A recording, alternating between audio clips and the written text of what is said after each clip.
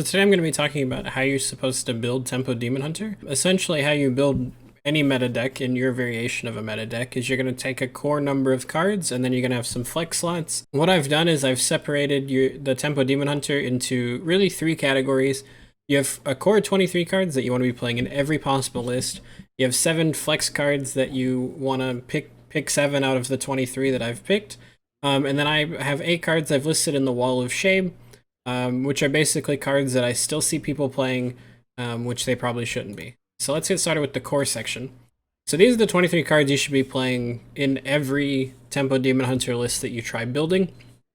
If you're not playing a budget variation, you should have all of these cards and be playing them anyways. Battle Fiend, of course, is your most important. It's very important for your game plan of being very aggressive. Beaming makes your Battle Fiend and your Satyr very big. Blazing Battle Mage, very good on tempo for turn 1. Twin Slice is super high value. Chaos Strike is also very high value, even though a little more mana. In fact, I think out of this list, Chaos Strike is the card that I like the least. Even though if you look at win rate stats, Chaos Strike has one of the highest win rates of cards played.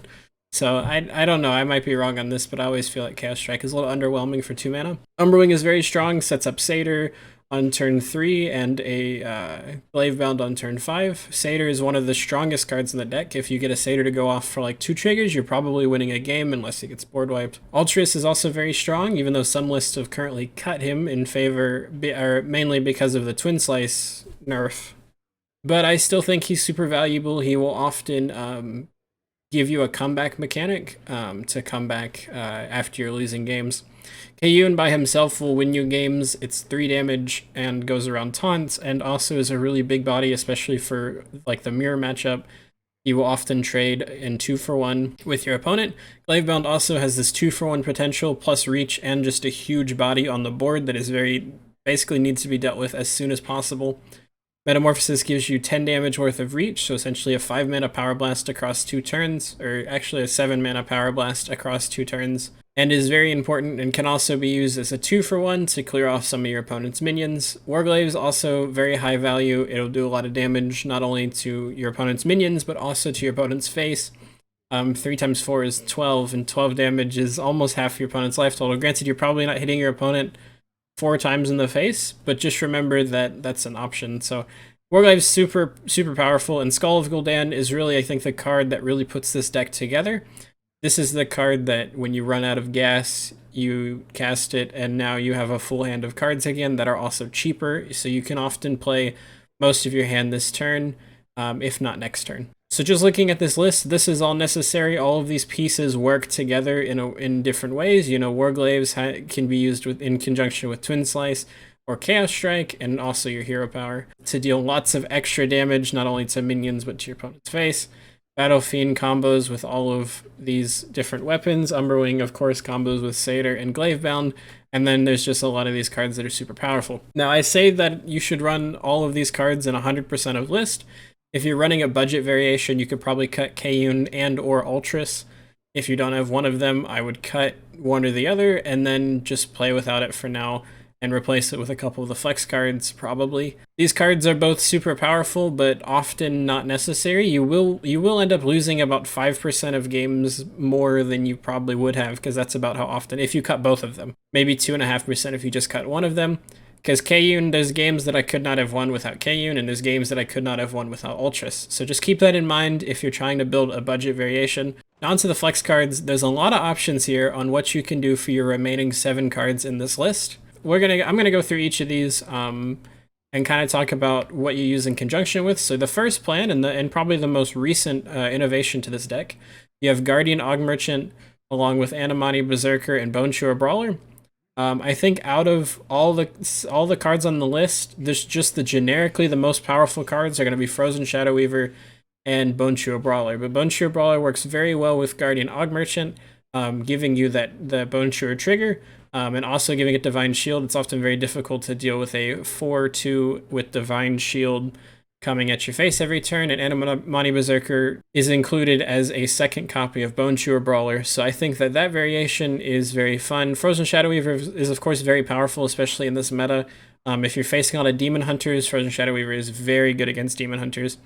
I should also mention that this Berserker plan is better against slower decks that often plan on outvaluing you, because it's only a 2-card combo here that can deal 5 damage every turn.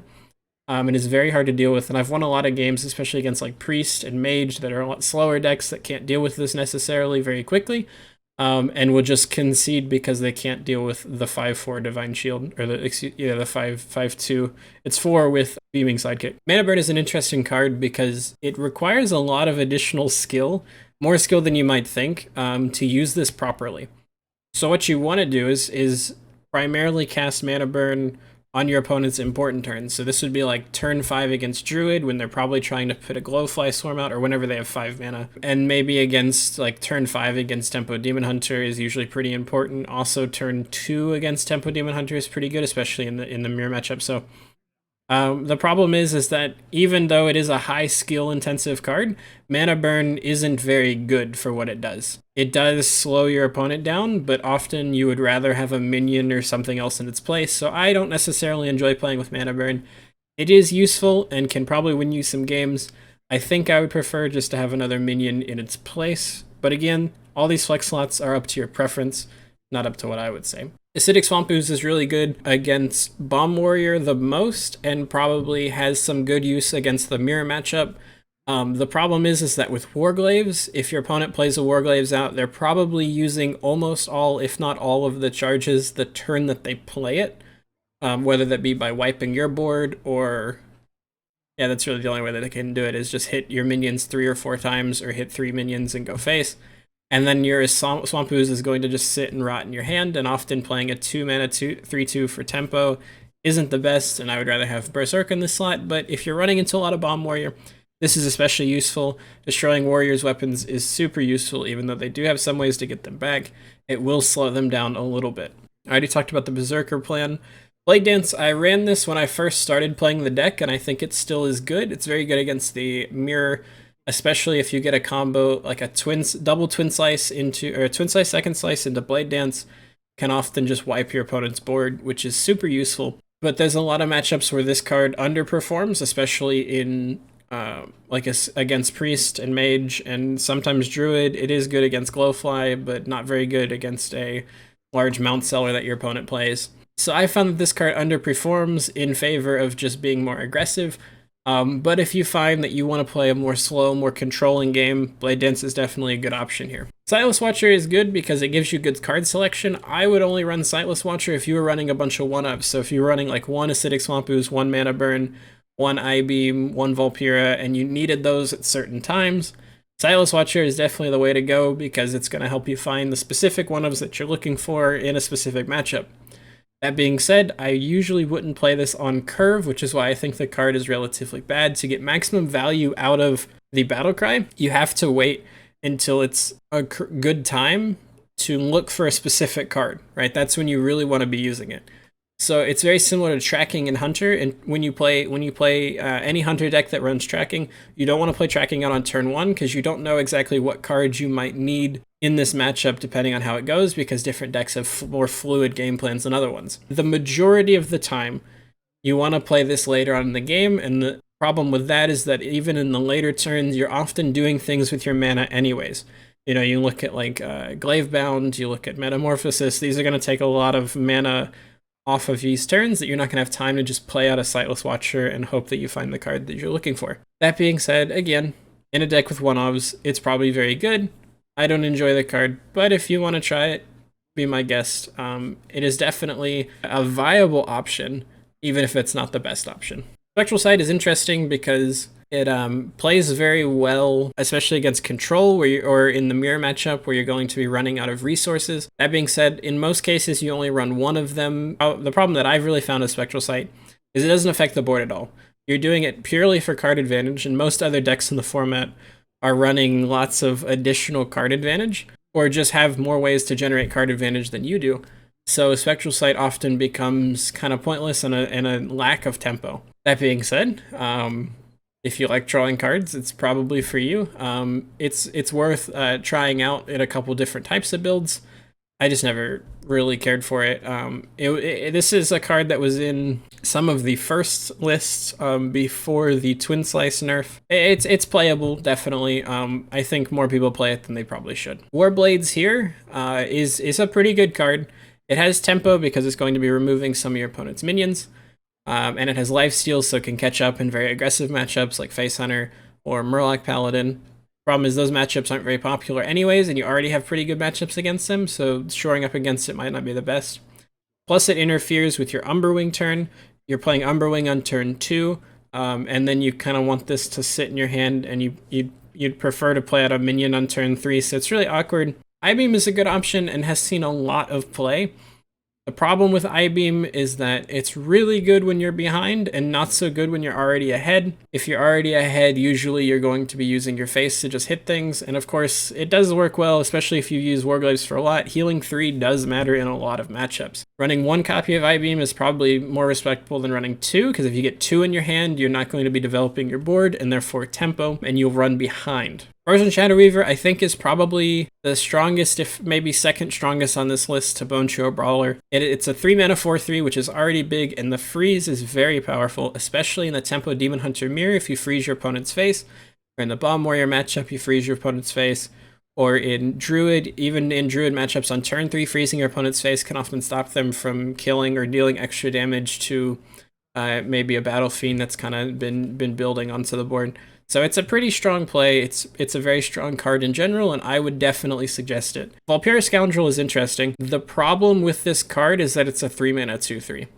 The battle cry is of course very powerful and often can win you the game on its own with either a generated metamorphosis or a Skull of Gul'dan when you're running a bit behind or you're looking for reach. So Vulpera is definitely very powerful. The issue, of course, is that if this is your only thing you can play on turn 3, it's a very weak play. The 3-mana 2/3 just doesn't get the job done in most cases, which is why I think recently, especially after the Twin Slice nerf, people have avoided playing Vulpera. It started to transition if you look at the HS replay statistics.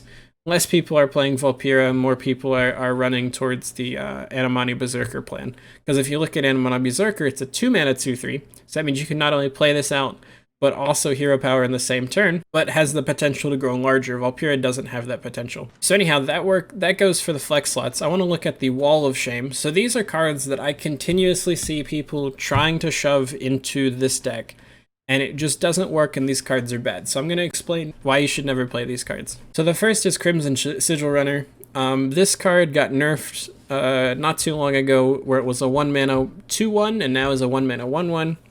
The reason that this is no longer playable is because unless you get that outcast, it's not worth the mana for it. So I'm thinking in the mirror, a 1-mana 1/1 does nothing. Your opponent will hit it with their face, and then you have no minions on board, so very low tempo play. And drawing that card isn't super valuable. It's nice to cycle through a lot of your cards, but the 1-mana 1/1 just doesn't provide enough value even if you get the drawing a card. And the real problem is that a lot of times you won't be drawing the card. Most of the time you'll have your plays already set, turn 1, turn 2, turn 3, maybe a Battle Fiend into a Bone Chewer into something else.